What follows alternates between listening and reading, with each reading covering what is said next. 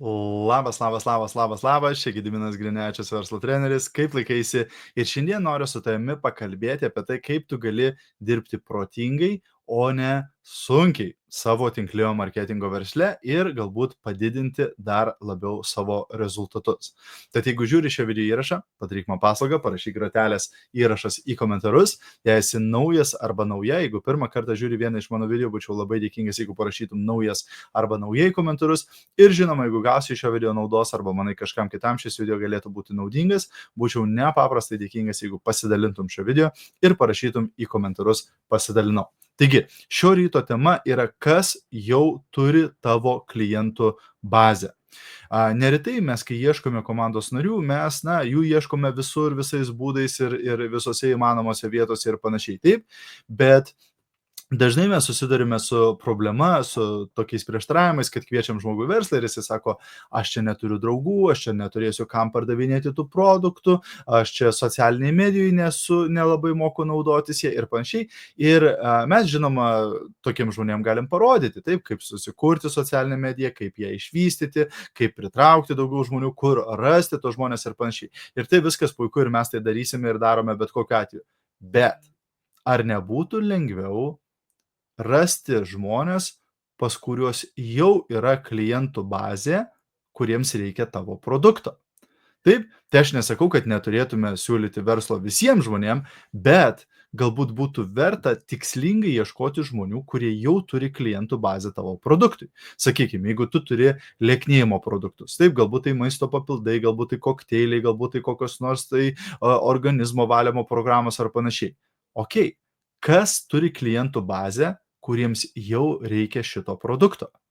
Galbūt asmeniniai treneriai, galbūt dietologai, galbūt kiti žmonės, kurie yra būtent sveikatos lieknėjimo sferoje, taip, industrijoje. Ir tokį žmogų pakvietus į verslą, jeigu toks žmogus prisijungia prie tavo komandos, tas žmogus jau turi visą klientų bazę, kuriems gali parekomenduoti tavo produktą. Tas žmogus jau nesakys, bet aš neturėsiu kam jį pasiūlyti, kam jį parduoti, nes tas žmogus jau turi visą klientų bazę. Taip, jeigu tavo produktas yra šampūnai, galbūt ten kondicionieriai ir visokios kitos plaukų priežiūros priemonės, tai vėlgi, kas būtų idealus tavo komandos narys? Žinoma, kirpėjai, taip, plaukų stilistai ir panašiai žmonės, pas kuriuos jau yra klientų bazė žmonių, kuriems rūpi yra svarbus plaukai ir jų grožis ir panašiai. Jeigu tavo produktai yra kosmetika, makijažas, tenai viskas, kas yra susijęs su odos priežiūra, vėlgi, kas būtų tavo idealus komandos narys?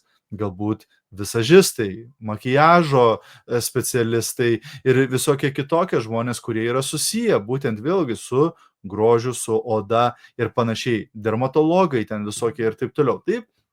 Tai reiškia, kai mes pradedame mąstyti šiek tiek strategiškai, galime atrasti žmonės, kurie jau turės klientų bazės būtent mūsų produktui. Taip, kartais net ir verslo galimybė. Taip, pavyzdžiui, sakykime, vėlgi neretai žmogus prisijungia prie verslo ir jisai nelabai turi daug įtakos savo draugų rate, nelabai į jį žiūri kaip į kažkokį autoritetą ar panašiai. Taip, tai vėlgi mes galime pagalvoti, kas būtų žmonės, kurie turėtų gana didelę įtaką savo draugų rate, savo pažįstamų rate.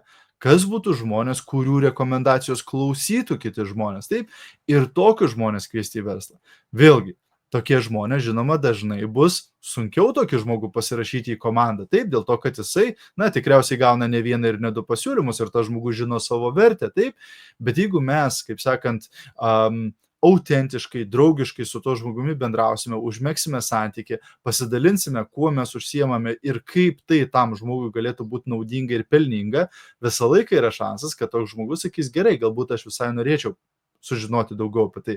Gerai, galbūt aš visai norėčiau sužinoti, sakykime, produktų sudėtis, galbūt visai norėčiau sužinoti apie jūsų marketingo planą, kaip čia viskas veikia ar panašiai. Taip, tad priedo prie to, kai tu ieškai tiesiog žmonių savo įprastiniais būdais, pagalvok, kaip galėtum taip pat, kur galėtum taip pat rasti žmonės, kurie jau turi klientų bazę tavo produktui. Nes kartais vienas ar du tokie žmonės pasirašę tavo komandą gali sukurti labai didžiulę apyvartą, labai didžiulius rezultatus. Taip, dėl to, kad jie jau turi visą kaip sakant, bazę žmonių, kuriems gali rekomenduoti tą produktą, jais pasitikė, jų rekomendacija pasitikė tie žmonės, dėl to jie gali gauti labai, labai gerus ir greitus rezultatus tavo versle. Tai va, toks patarimas šiandien, tikiuosi, kad buvo naudinga, jeigu buvo naudinga, būčiau nepaprastai dėkingas, jeigu pasidalintum šio video ir taip pat kviečiu tave į numeris 1 tinklinio marketingo mokymų bendruomenę Lietuvoje, tai yra Čempionų lyga.